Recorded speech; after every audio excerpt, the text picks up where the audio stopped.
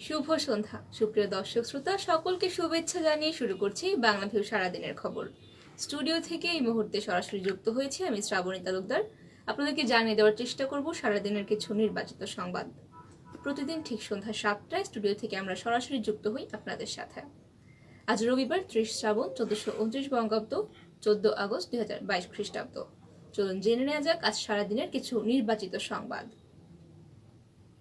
সিলেটের ওসমানী আন্তর্জাতিক বিমানবন্দরে পাখির সাথে ধাক্কা লেগে বিকল হয়ে পড়েছে বাংলাদেশ বিমানের একটি ফ্লাইট।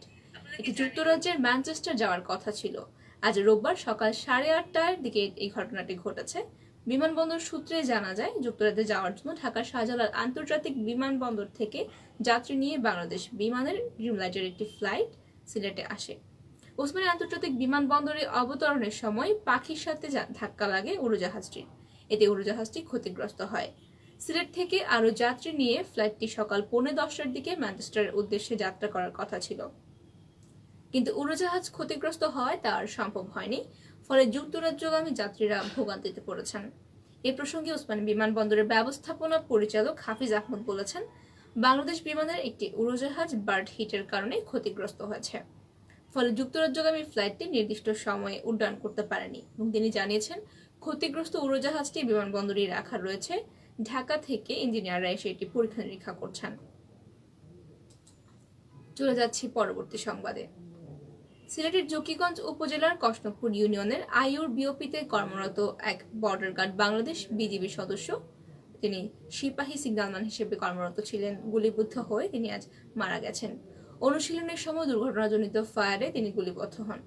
আজ রবিবার সকালে এই দুর্ঘটনাটি ঘটেছে।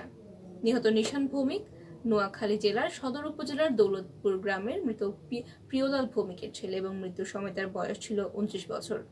তিনি 2 বছর বয়সী 2 যমজ ছেলের পিতা। বিজিবির জকিগঞ্জ ব্যাটালিয়ন 19 বিজিবির অধিনায়ক লেফটেন্যান্ট কর্নেল খন্দকার মোহাম্মদ আসাদুল নবী পিএসসি বিষয়টি নিশ্চিত করেছেন। তিনি জানিয়েছেন, নিশান ভৌমিক 10 বছরেরও বেশি সময় ধরে বিজিবিতে কর্মরত ছিলেন। মৃত্যুর আগ অবধি তিনি সিপাহী সিগন্যালম্যান হিসেবে কাজ করছিলেন। বিজিবি জানিয়েছে, আজ রোববার সকালে অস্ট্রের ম্যাকফিল ড্রিল অনুশীলনের সময় দুর্ঘটনাজনিত ফায়ারে তিনি গুলিবিদ্ধ হন। দ্রুত তাকে ওসমানী মেডিকেল কলেজ হাসপাতালে নিয়ে আসার জন্য রওনা দিয়েছিল বিজিবির সংশ্লিষ্টরা, কিন্তু পথিমধ্যে তার অবস্থার অবনতি হলে তাকে গোলাপগঞ্জ উপজেলা স্বাস্থ্য কমপ্লেক্সে নিয়ে যাওয়া হয়। সেখানে সকাল 10:15টার দিকে কর্তব্যরত চিকিৎসক তাকে মৃত ঘোষণা করেন। নিশান ভৌমিকের মরদেহ তার গ্রামের বাড়িতে প্রেরণ করা হয়েছে। সেখানে ফেনী ব্যাটালিয়ন তার শেষকৃত্য অনুষ্ঠান করবে। চলে যাচ্ছি পরবর্তী সংবাদে। ডলারের সংকট কাটাতে বিলাসী পণ্যসহ সার্বিক আমদানিতে নানা শর্ত আরোপ করেছে কেন্দ্রীয় ব্যাংক, যার সুফল আসতে শুরু করেছে। কমেছে আমদানির এলসি বা লেটার অফ ক্রেডিট খোলার পরিমাণ, যার প্রভাবে কমতে শুরু করেছে ডলারের দাম। আজ রোববার 14 আগস্ট কার্ভ মার্কেট বা খোলা বাজারে নগদ ডলারের দাম 112 থেকে 114 টাকায় নেমে এসেছে। গত বৃহস্পতিবারও $1 কিনতে গ্রাহকদের গুনতে হয়েছিল 118 থেকে 120 টাকা।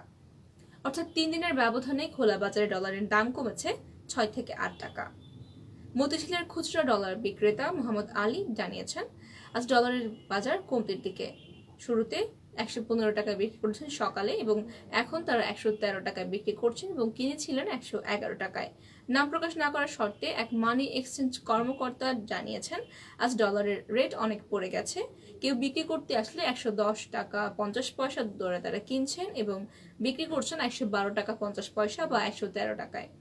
বাংলাদেশের সহ বিশ্ব ব্যাংক বিভিন্ন আইন শৃঙ্খলা রক্ষাকারী বাহিনীর লোকজন হঠাৎ অভিযান চালাচ্ছে। এই ভয়ে খুচরা ডলার যারা বিক্রি করেন তারা আগের মতো ডলার বিক্রি করছেন না। এছাড়া কিছুটা সরবরাহ বেড়েছে, যার কারণে ডলারের দাম কমছে। তবে আগামীকাল ডলারের দাম বাড়বে নাকি কমবে তা এখনো নিশ্চিত করে বলা যাচ্ছে না। আমদানি ব্যয় অস্বাভাবিক বাড়ায় বড় অঙ্কের বাণিজ্য ঘাটতিতে পড়েছে বাংলাদেশ। দেখা দিয়েছে ডলারের তীব্র সংকট, কমেছে বৈদেশিক মুদ্রার রিজার্ভ।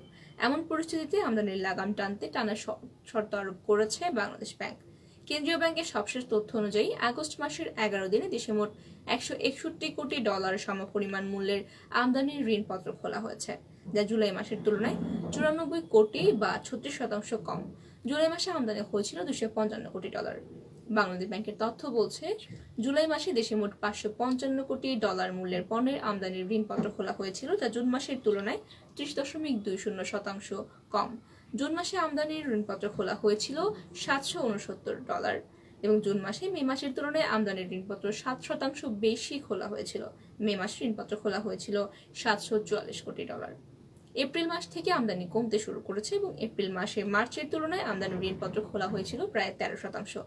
মে মাসেও এপ্রিলের তুলনায় আমদানির ঋণপত্র কম খোলা হয়েছে এবং কম হয়েছে 13.5%। সুপ্রিয় দর্শক শ্রোতা, আপনারা এতক্ষণ শুনছিলেন সারাদিনের কিছু নির্বাচিত সংবাদ। এতক্ষণ সঙ্গে থাকার জন্য সকলকে অসংখ্য ধন্যবাদ।